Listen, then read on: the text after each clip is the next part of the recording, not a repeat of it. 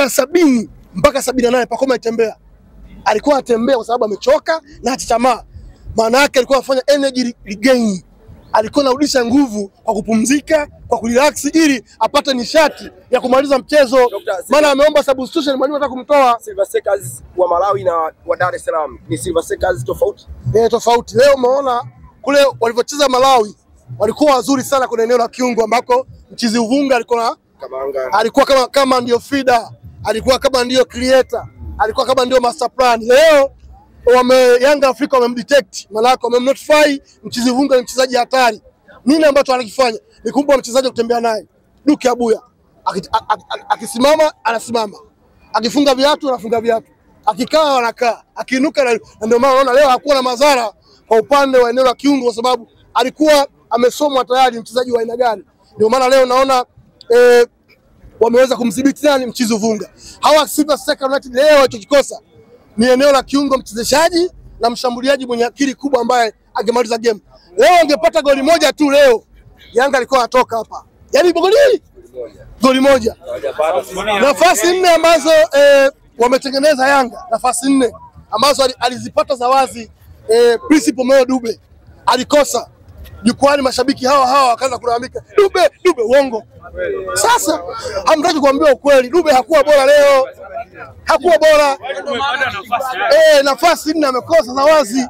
Kwa hiyo Dube kama Pacome asije kuwepo leo au Pacome asije kuwepo leo uwanjani, maana yake Yanga asijapata matokeo. Kwa sababu gani? Uhai wa Yanga Afrika leo kwa 75% ni Pacome Zouzoua. Ndio amekimbia kilomita nyingi. Umeelewa? Amecheza namba 4 leo. Pacome amecheza kama wingi wa kushoto, amecheza kama kiungo namba 10, kacheza kama kiungo namba 8, kacheza kama kiungo namba 6. Mwangaliani. Kimataifa unaona wapi Yanga Afrika? Wakibadilika Yanga Afrika sio hivi ambao tumeona leo.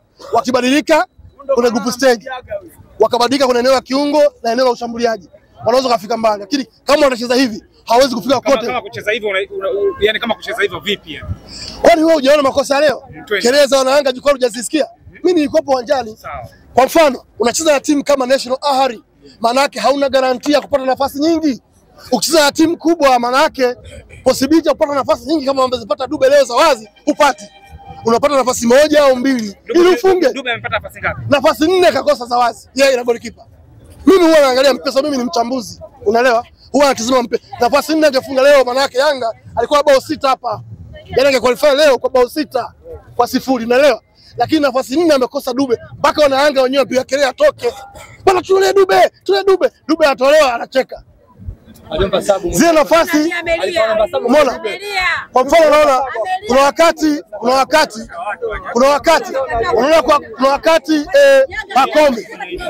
Pacome alichoka. Kuna wakati Pacome alichoka. Alitakiwa afanye substitution.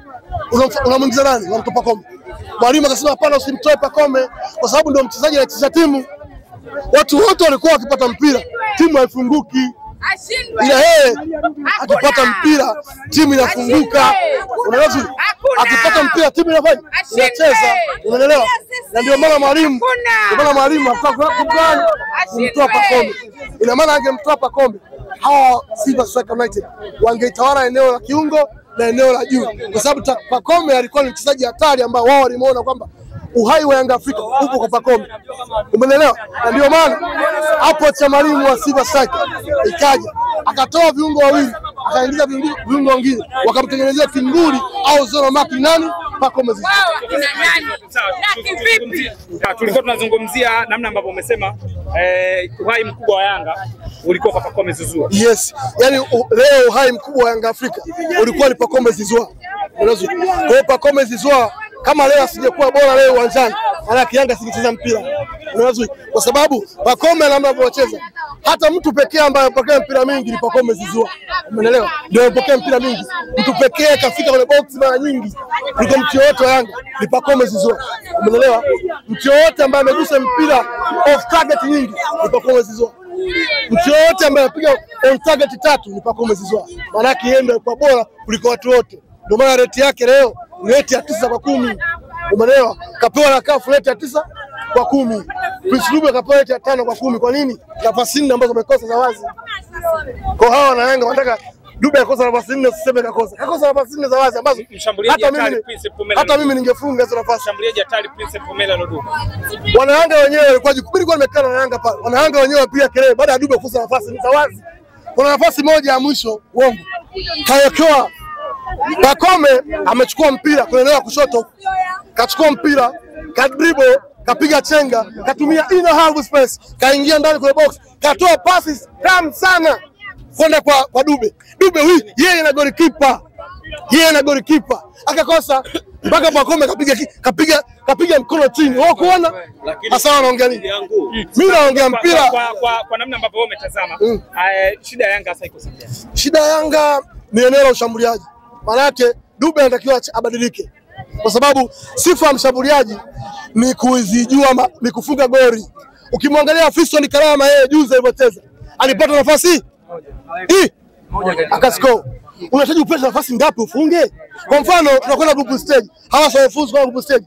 Group stage unataka timu kama Mamelodi au National Ahli au Esperance. Ni timu ngumu ambazo nafasi hizo unazopata kwa Silva huwezi kuzipata kule. Kwa hiyo tutarajia ukipata nafasi moja, hiyo ndio ipo ushinde timu yako.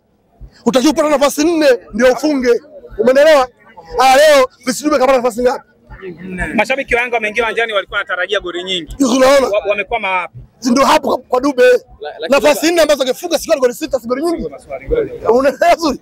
Maana yake kama leo angekuwa mshambuliaji mzuri ambaye ni zaidi ya Dube, mwingine walikuwa wanaondoka na goli nyingi zaidi hapa. Goli 5 mpaka 6. Maana yake umetengeneza ni timu ambayo leo imetengeneza nafasi 8. Yanga Afrika imetengeneza nafasi 8. Nafasi 2 ndio wamefanya zimekuwa goli. Nafasi 6 zimekuwa off target.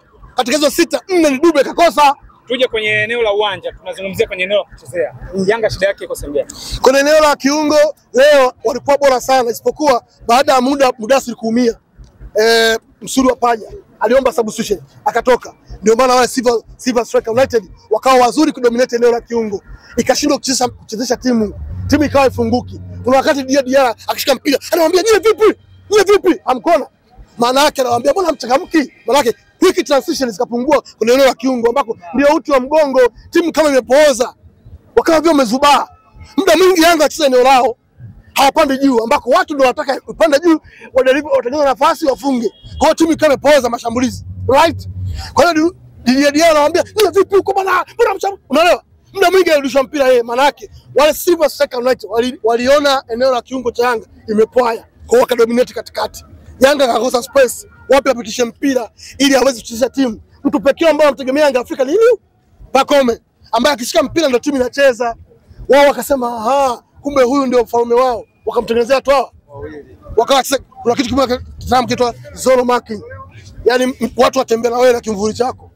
Wanakumaki manake sehemu ambayo Yanga kwa itegemea ishambulie au ichezeshe timu ikakabwa. Umeelewa? Ndio maana akacheza mpira wa kupooza. Otherwise wamefanikiwa kufuzu kwenda group stage. Hii Silver Strikers timu ndogo, sio timu kubwa. Kulinganisha na Yanga, Yanga ni timu kubwa zaidi ya Silver on paper. Hata kwa ramani mpira wa Afrika haipo Silver United. EPC. Kwa hiyo sawa.